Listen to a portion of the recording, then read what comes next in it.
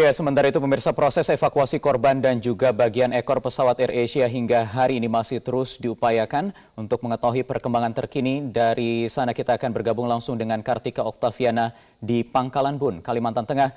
Kartika, bagaimana hasil proses evakuasi korban AirAsia maupun juga ekor pesawat pada hari ini?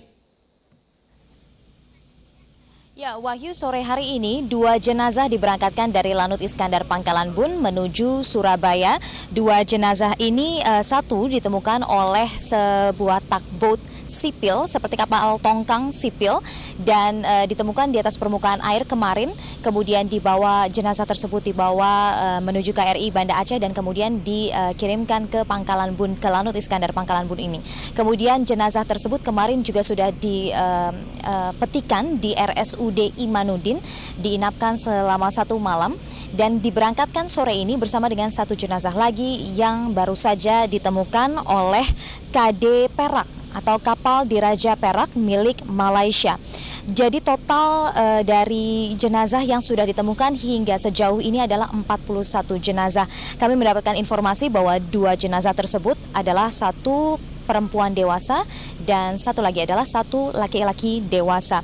Dan kedua jenazah diberangkatkan dari Lanut Iskandar menggunakan pesawat CN-295 milik TNI Angkatan Udara menuju Surabaya untuk kemudian diidentifikasi lebih lanjut oleh tim DVI Polri. Nanti akan dikumpulkan data postmortem pasca kematian dengan data antemortem sebelum kematian untuk mengetahui lebih jelas identitas dari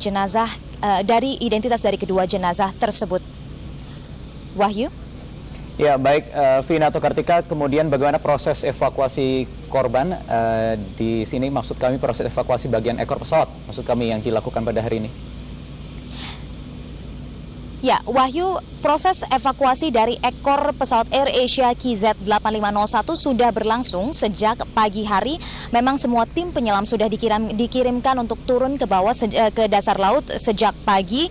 Tim penyelam yang dikirimkan adalah tim penyelam yang sama dengan yang kemarin mendapatkan atau menemukan lokasi ekor pesawat AirAsia KZ8501. Hal ini dilakukan untuk memudahkan pencarian karena mereka yang sudah mengetahui di mana lokasi di dasar laut tersebut ekor tersebut berada. Dan walaupun memang juga ada tali dan juga buoy yang menandakan, namun memang sengaja tim penyelam yang dikirimkan adalah mereka yang sudah melakukan penyelaman kemarin dan menemukan pertama kali. Namun demikian, upaya ini terkendala oleh cuaca dan upaya pencarian dan juga pengangkatan ini harus dihentikan sementara. Ada beberapa faktor, salah satunya adalah visibility atau kejernihan di bawah yang sangat minim, bahkan kurang dari 1 meter, hampir 0 begitu dari penjelasan yang kami peroleh dari Koordinator SAR Laut yang berada di KRI Banda Aceh.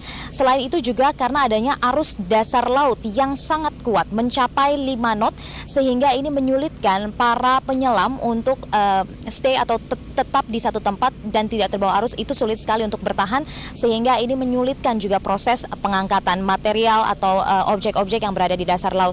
Selain itu juga menurut penuturan penyelam gabungan TNI AL, arus dasar laut sulit diprediksi. Meski cuaca di atas itu cerah, namun arus dasar laut bisa jadi ini juga cukup kuat. Rencananya kapal SKK Migas yang membawa alat untuk membantu proses pengangkatan akan tiba esok hari. Ada 5 lifting bag dan ini diharapkan bisa membantu upaya evakuasi. Dan untuk mengetahui hasil temuan dari penyelaman hari ini, berikut laporan dari Rahma Safitri dan juga Haris Nur Hakim. Ya, baru saja pukul 7:30 waktu Indonesia Barat tadi pagi baru ditemukan lagi serpihan baru dari pesawat AirAsia KZ8501 oleh penyelam tim gabungan Angkatan Laut, yaitu berupa serpihan ditemukan bagian dalam dari pesawat, lalu ada 2 botol air mineral bertulisan AirAsia, lalu ada pula temuan 1 buah oksigen dan 1 loker yang bertulisan crew water juga berlabelkan pesawat, yaitu pesan AirAsia.com. Dan terkait dengan penemuan ini kita akan langsung bertanya dengan Komandan dari Pencarian SAR Laut pesawat AirAsia KZ8501, Laksma Abdul Rashid. Saat ini saya sudah bersama dengan Bapak Komandan. Pak, bisa diceritakan terkait penemuan hari ini seperti apa dan bagaimana kronologisnya? Baik, terima kasih. Jadi tadi pagi memang saya perintahkan sepagi mungkin seluruh penyelam ini untuk siap. Jadi tadi jam 5.30 seluruh penyelam sudah siap. Kemudian tadi jam 6 5.53 itu penyelam sudah berada di di permukaan air. Kemudian saya jam 6.53 tersebut 3 penyelam sudah turun. Saya perintahkan memang untuk menindaklanjuti temuan yang kemarin. Saya memerintahkan penyelam yang sama untuk turun ke sana untuk mempermudah pekerjaan. Kenapa saya menggunakan demikian? Karena penyelam yang pertama ini sudah tahu jalan kemana dan dia kemarin ya menentukan tali-tali dan tali jalan yang menuju ke sasaran tersebut. Akhirnya alhamdulillah dari 2 penyelam yang kita turunkan 2 untuk melaksanakan pekerjaan mencari bangkai-bangkai pesawat yang ada di atas, karena memang saya perintahkan prioritas utama untuk penyelam hari ini adalah mencari saudara-saudara kita yang kemungkinan masih terjebak di bawah. Yang kedua saya perintahkan untuk mengambil apa saja yang bisa diambil dari serpihan pesawat AirAsia yang kemungkinan masih bisa diangkat. Untuk membuktikan, karena kemarin saya menyatakan bahwa 99% itu di kemungkinan bangkai. Dan temuan pada hari ini saya bisa meyakinkan bahwa 100% apa yang ditemukan oleh penyelam TNI Angkatan Laut Gabungan, saya ulangi, gabungan dari penyelam TNI Angkatan Laut itu adalah 100% ekor pesawat AirAsia yang kita cari selama ini. Terbukti kita menemukan 2 botol aqua yang ada di dalam kontainer water, itu ada 2 botol aqua yang tulisannya AirAsia. Kemudian di kontainer tersebut juga ada tulisan AirAsia. Dan pada hari ini kita menemukan 1 box, kemudian 1 masker, dan beberapa 1 serpihan pesawat.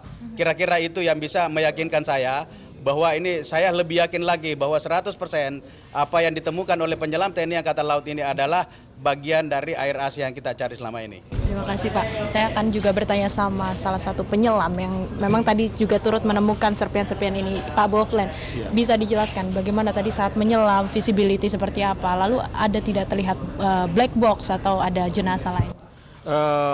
Terima kasih. Jadi untuk tadi penyelam seperti disampaikan oleh Dan Gus, kita turun bertiga, 2 bekerja, 1 mengambil dokumentasi atau video. Kemudian ini yang barang yang kita temukan ini sesuai dengan perintah Dan Gus supaya kita mengambil barang bukti dulu, bodi pesawat atau apa saja yang bisa kita naikkan.